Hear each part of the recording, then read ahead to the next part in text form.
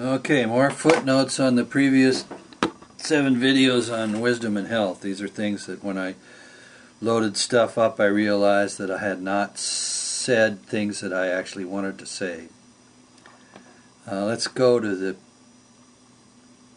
situation regarding the germ theory of disease. Now, I didn't feel like I gave the best way of explaining the issues with that, but let's cover it again. The anomalous problem is the fact that even though germs are present in the environment, not everyone gets colds and the flu.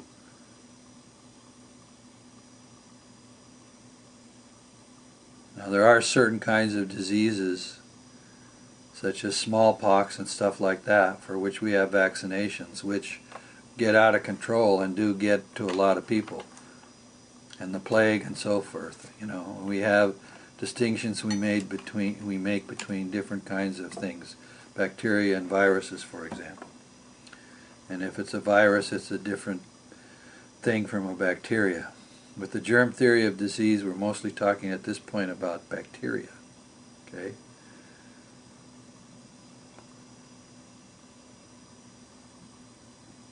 Although viruses sometimes play the same role. But anyway, what do you have? Well, what's the thing that we pointed out? Well, we pointed out that if people are exhausted, if their immune system is compromised because of stress, what happens is that the internal environment of the total organism becomes more suitable for the growth of the bacteria. And we're mistaking effect for cause. Right? The presence of the bacteria is not the cause of the symptoms of the disease. The bacteria proliferate, and this will be true of some viruses as well. They proliferate because the organism's constitution has changed with exhaustion or other kinds of factors. It is the change in the constitution of the organism that is the cause of the proliferation of the bacteria or virus. Now, what's that got to do with what? Well, it has to do with the carefulness with which we think about these things. That's why Rudolf Steiner made this kind of metaphor about the cows and the environment. You know? We look at an environment with a lot of cows in it. That's what we do when we do the germ theory of disease. We look at an environment with a lot of bacteria or viruses in it proliferating, and we say, oh, those caused the environment. And that's the same as saying that the cows caused the fields in which they are feasting. We know that's nonsense, right? But it's the same logical step, the same sort of unreasonable thinking.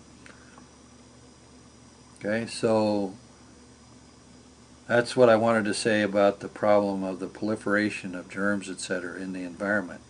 It's a question of appreciating the cause.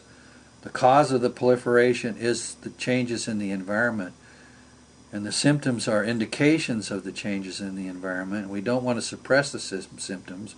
We want to understand the wisdom of the bodily organization as it tries to deal with the fact that it's become a suitable place for all these bugs to grow. But we want to fix why it's become a suitable place. And that's a problem of careful diagnosis. And that's what you study when you study anthroposophical medicine. You study this problem of diagnosis, and you read Tom Cowan's book or Victor Bott's book or Steiner's lectures. You'll begin to get into how we can diagnose things in a better fashion. And one of the things we do is we include the spiritual. Human being is not just matter, he is also spirit, and we can be scientific about it. We just have to think carefully and make reasonable and precise observations. Now let me give an example, because this is one of the other things I wanted to talk about. And I couldn't remember this guy's name when I was talking about nutrition. Winston Price. Okay? You can look up Winston Price on the internet. An interesting guy, Winston Price. Very interesting guy. Now, I'm going to tell his story the way I understand it, and I'll probably get some of the facts wrong. Anyway, Winston Price was a dentist in the 1920s, and he was watching people's teeth get badder and badder, and he decided that because there was a clear relationship between the quality of a person's teeth and their general health, that he would travel around the world when he had vacations and try to figure out where people had good teeth and then what it was that they did that let them have a biological organism that was healthy enough to make good teeth. And that's what he did. He went around the world and he did all this stuff. And he gathered data, and when he got done, he realized that one of the main things that was involved in people having good teeth and a good diet, and sometimes they'd be a little bit corpulent, they wouldn't be skinny and thin, they wouldn't be excessive in that direction, was that they ate a lot of animal fat, and they ate unadulterated animal fat. And you get butter at the supermarket, and it's not organic or biodynamic butter, it's going to have the nutrition taken out of it. In the same way with the meat fat that you get. If you don't get organic fats, it's not going to have the same amount of nutrition. And of course that's why I said we got obesity. So anyway, Winston Price is the first guy that went out into the world and he says, where are people with healthy teeth? Because that's a good sign of the fact that their nutrition is good. And he found out people with healthy teeth ate a lot of animal fats. So you get to Tom Cowan's book on the Fourfold Path to Healing, and you'll find in there the fat pyramid, where he describes to you how to introduce into your diet good fats and the role they play in nutrition. And of course nutrition is about healing the physical body. It doesn't heal the life forces body. Heals the physical body. And another way we heal the physical body, so we heal the physical body by the right food, okay? Physical goes to physical. If we want to heal the life forces body, then we get into